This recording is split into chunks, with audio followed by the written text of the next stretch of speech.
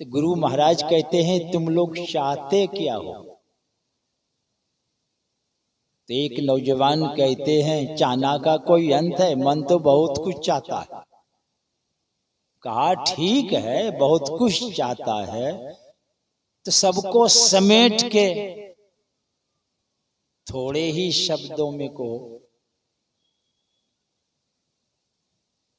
अब सबकी बुद्धि गुम हो गई, सबको समेट के क्या कहें? तो गुरु महाराज कहते हैं गोस्वामी तुलसीदास जी महाराज का नाम सुने हो? कहा कि हाँ हाँ हम लोग पढ़ते हैं, सिलेबस में गोस्वामी तुलसीदास जी महाराज की वाणी है।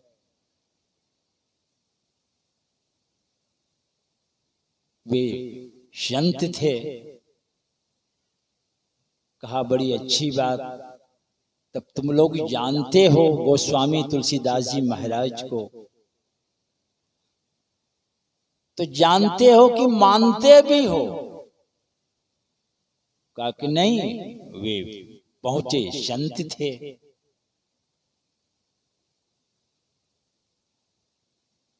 तो गोस्वामी तुलसीदास जी महाराज की बात को तब आप लोग मानेंगे कि हाँ वे तो पहुंचे हुए संत थे।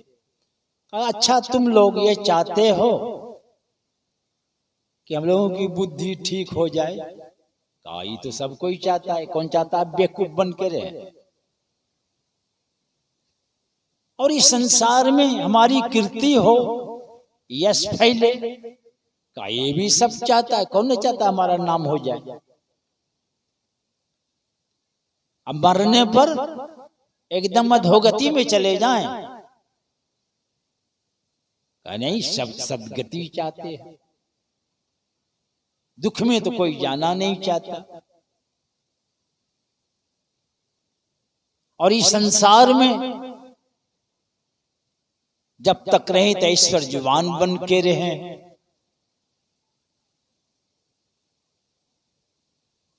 और ये भलपन भलाई करने की भावना पैदा हो जाए। इसमें तो बड़ी उदारता की आवश्यकता होती है। सारी दुनिया सुखी हो जाए, सब दुख से बाहर निकल जाएं,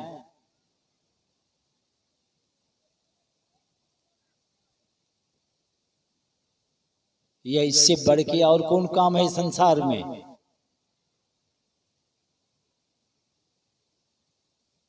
भलाई तो बहुत तरह की बात है संसार में। अरे कोई जा रहा है, भूख लग गई जोर से, खाने का कुछ नहीं है, तो चलो भाई बासी तेवासी रोटी नमक मिर्चाई दे दे,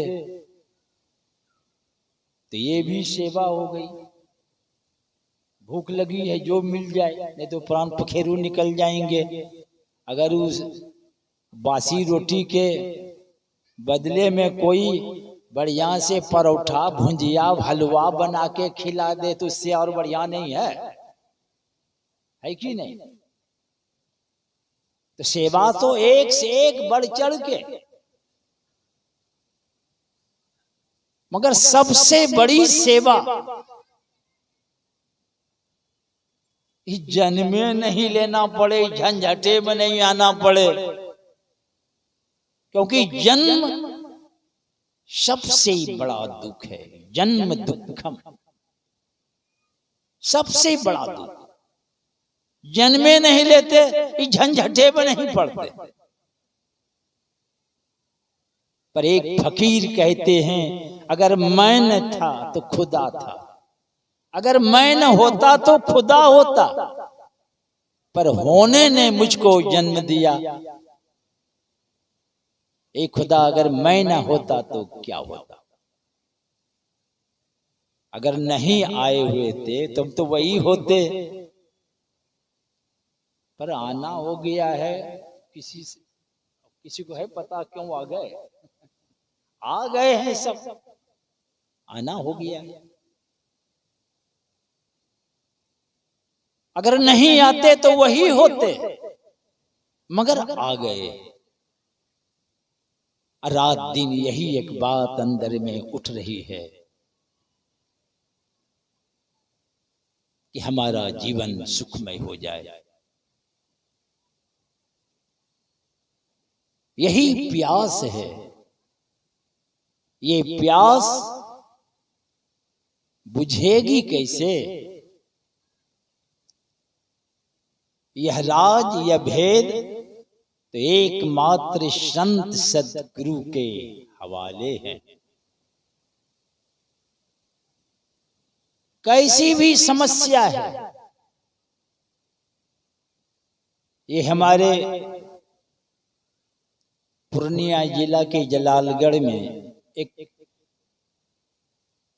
धन धान संपन्न थे, लक्ष्मी बाबू नाम, और उनकी धर्मपत्नी, दोनों वृद्ध हो गए हैं। गुरु महाराज के पास आए, लगे हाथ जोड़ प्रार्थना करने। क्या बात है? तो बाबा, घर में जो बहू है, बच्चा का जन्म होता है तो 4, 5, 10 दिन रह के मर जाता है, और 2, 4 बाल बच्चा हुआ, सब मर गए। गुरु महाराज की मौज का, अच्छा इस बार जो बच्चा जन्म लेगा वो रहेगा। आशा बंध गई, खुशी खुशी घर गए। खबर सुनकर घर में भी खुशहाली हो गई, अड़ोस पड़ोस के लोग कुछ खुश हो गए कि बाबा इस बार आश्वासन दिए हैं जो बच्चा जन्म लेगा वो रहेगा। पर जब समय आया, हर बार तो जन्म लेके बाद में मरता था, इस बार मरे जन्म लिया। आशा पर पानी फिर गई। अब घर में कोहराम मच गया। कुछ अड़ोस पड़ोस के लोग लगे व्यंग करने भी, कहले बाबा कहले इस बार बच्चा रहेगा, इस बार मरे जन्म लिया।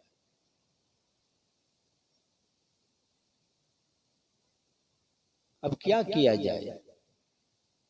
अब घर के लोग, अड़ोस पड़ोस के लोग, कहा बच्चा को दफना दो ले जाके। अब बूढ़ी माँ जाने नहीं दे, कहा नहीं, बाबा बोले हैं ये बच्चा रहेगा, उठा के जाने नहीं दे दफनाने के लिए। अब घंटा 2, 4, 5 घंटा हो गया।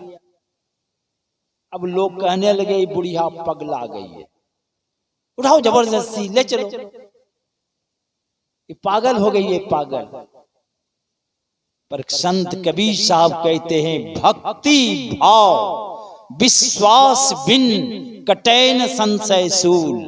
भक्ति में भाव चाहिए, विश्वास चाहिए, और बूढ़ी के अंदर ये विश्वास है कि बाबा बोले हैं बच्चा रहेगा। जबरदस्ती बच्चा को उठा के ले जाने लगे तो बूढ़ी पकड़ के लटक गई। नहीं, बाबा बोले हैं बच्चा रहेगा, वही उठा के ले जाने लगे, बूढ़ी पकड़ के लटक गई, बचवा रोने लगा।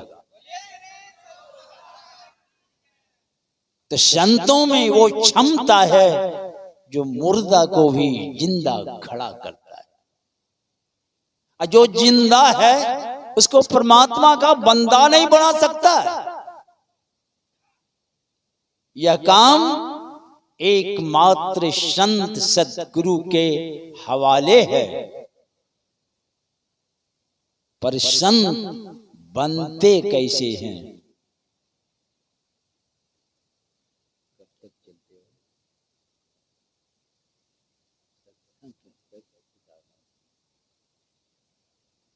एक बजे तक कार्यक्रम हिसाब है, ठंडी समय है।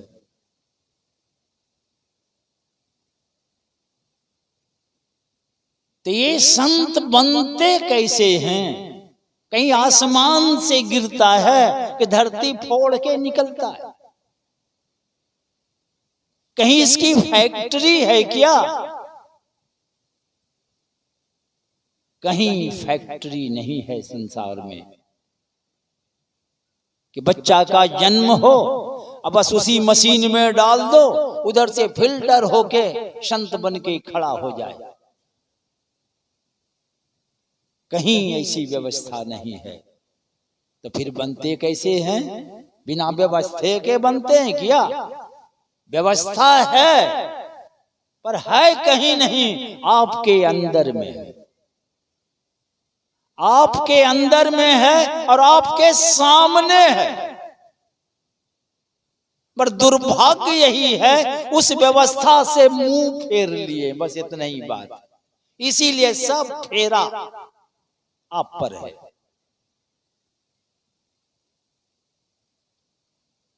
वो व्यवस्था आपके अंदर है। हमारे वेदांत के ऋषि कहते हैं विद्यते हृदय ग्रंथिस छिद्यन्ते सर्व संशया क्षीयन्ते चास्य कर्माणि तस्मिन् दृष्टे परावरे। जैसे हम सब लोग हड्डी मांस का शरीर लेकर बैठे हुए हैं, ये आपका स्थूल शरीर कहलाता है।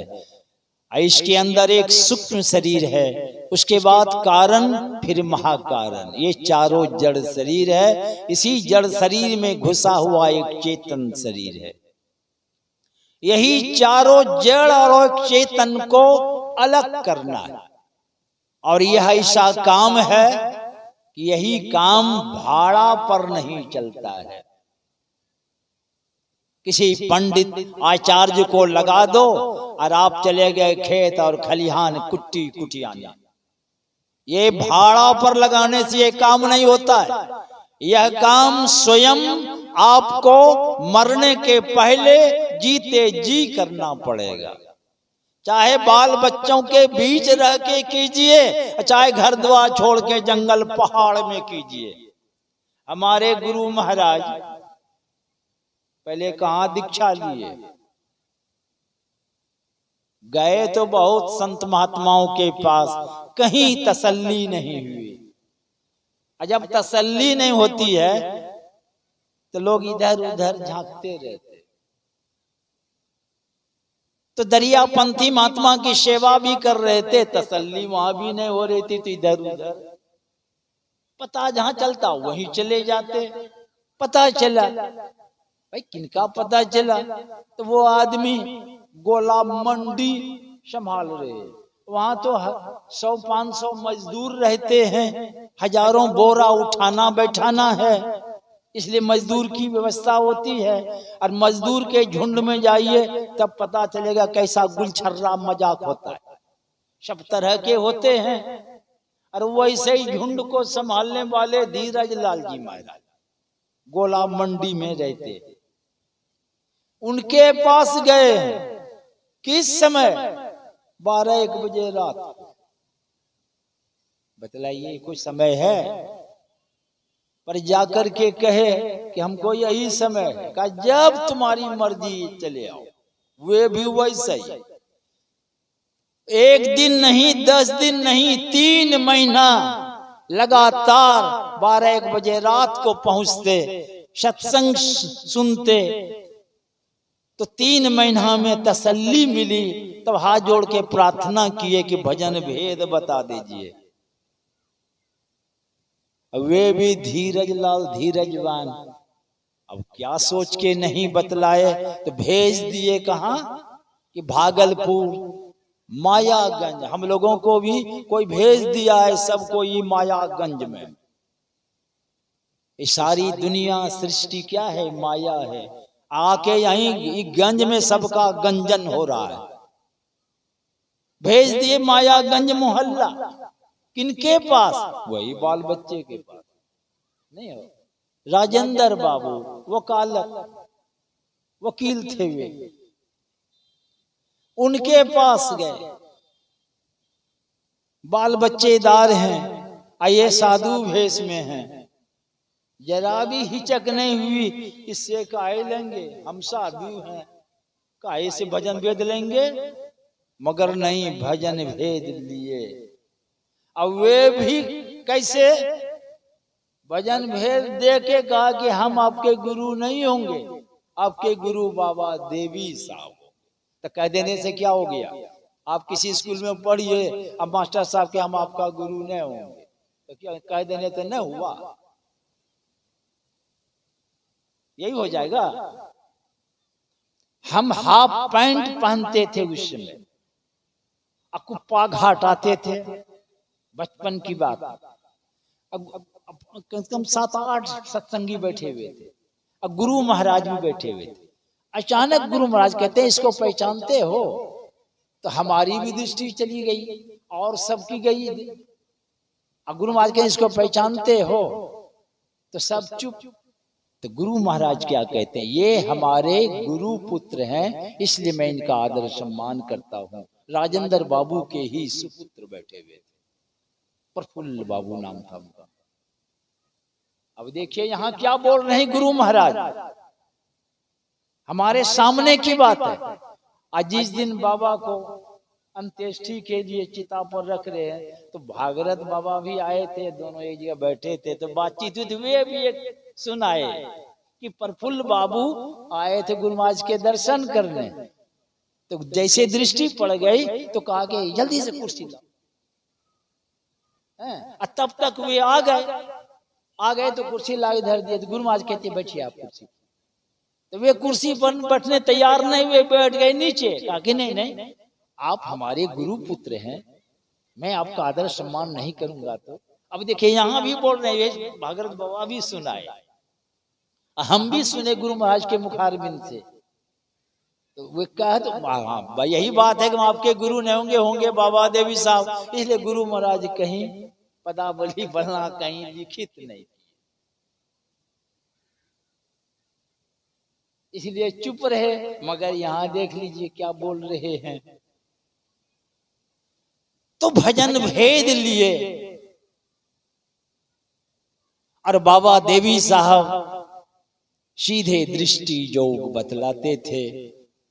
तो वही वर्णन करते हैं गुरु महाराज, अंध बने फिरते बाहिर, अंतर पथ भेद न थे जाहिर। ये भी अंधे बने भटक रहे थे संसार में। तो हमें बोध ज्ञान दिए, बुझा भी दिए और सुझाइयो नहीं, यही बात है। बोध बुझाए सुझाए क्या हुआ भाई? कैसे सुझा दिया? कहा बंद कराए पलक पट को, कहा आंख बंद करो। जो भजन भेद लिए हैं आंख बंद करके बैठते हैं, ये तो बड़ी अच्छी बात है। मगर आधी बात मानते हैं, आधी बात नहीं मानते। कहा बंद कराए पलक पट को, आंख तो बंद कर लेते। कहा बाहर में तुम मत भटको, हम लोग कहते हैं जय करेंगे। आंख बंद किए बैठे हैं तो खेत चले गए, कुटमैती चले गए, कहां चले जाते हैं कि बैठ के नोट गिनते हैं। वो तो वही जानेगा क्या कर रहा है। तो बाहर नहीं जाना है, भीतर ही रहिए। भीतरे में आप भी हैं, अब भीतरे रहिए और सामने जो है उसको देखिए। तो सामने क्या देखते हैं? अंधकार, एकदम ठसम ठस भरा हुआ है, अंधकार ही अंधकार। तो कहा सीधे, तो सीधे तो एक भाषा भी है देहात में कि जे कोनिहाय के देखे छे, मुंह छे ही न देखे छे हुन नहीं, एकरा की कहे छे कोनिहाय। तो दृष्टि तो जाएगी स्ट्रेट लाइन में, सीधी जाएगी। तो इधर उधर करने से काम नहीं चलेगा, सीधे देखना है। और उसमें भी सोचा शायद भ्रम हो जाए, तो कहा सन्मुख। आप देख लें, सीधे सुषमन में पहुंचेंगे आप। अब वहां क्या मिलेगा? बिंदु मिलेगा। वो बिंदु क्या है? हमारे वेदांत के ऋषि कहते हैं, चित्त एकाग्र याद तो ज्ञान मुक्तम समुपजायते तत्साधन मथो ध्यानम यथा वदुपदिश्यते। ये जो बिंदु है मन की एक बिंदुता है, यही चित्त की एकाग्रता, सारी चेतन धारा सिमट के जब केंद्रित होती है तो चमचमाता हुआ प्रकाशमय एक बिंदु प्रकट होता है। यही बिंदु ध्यान का कारण है। बिना कारण से कोई कार्य नहीं होता है। मेरी आवाज दूर तक जा रही है बिना कारण का, ये माइक के कारण। माइक हटा दीजिए, देखिए कितने लोग सुनते हैं। वही ध्यान का कारण है। अगर बिंदु में आप पहुंच गए, आपकी चेतन की धारा, दृष्टि सिमट गई, सब धारा सिमट के केंद्रित हो गई। यही मन की एक बिंदुता, यही ध्यान का कारण है। आप ध्यान में प्रवेश कर जाएंगे। ध्यान के प्रवेश होने से क्या होगा? ज्ञान मुक्तम संपजायते, ज्ञान उपज जाएंगे और मुक्ति भी मिल जाएगी। यही ज्ञान और समझ दुखों से मुक्त हो जाएंगे। पर यह काम संत सद्गुरु के हवाले है, इसलिए उसके हवाले कर इस राजभेद को समझ बूझकर अपने जीवन को सार्थक और सफल करें। यही काम हमारे स्वामी सहदेव बाबा करते रहे। और भगवान कृष्ण भी कहते हैं स्वल्पमप्यस्य, एकदम थोड़ी सी बात जिन्होंने शुभारंभ कर दिया है। कहते वो अधोगति में जब नहीं जाएगा, जो जीवन को डाल दिया वे कहां जाएगा? अब सोच लीजिए। उनकी तो सद्गति निश्चित है, जीवन सार्थक और सफल है। बोलिए श्री सद्गुरु महाराज की जय।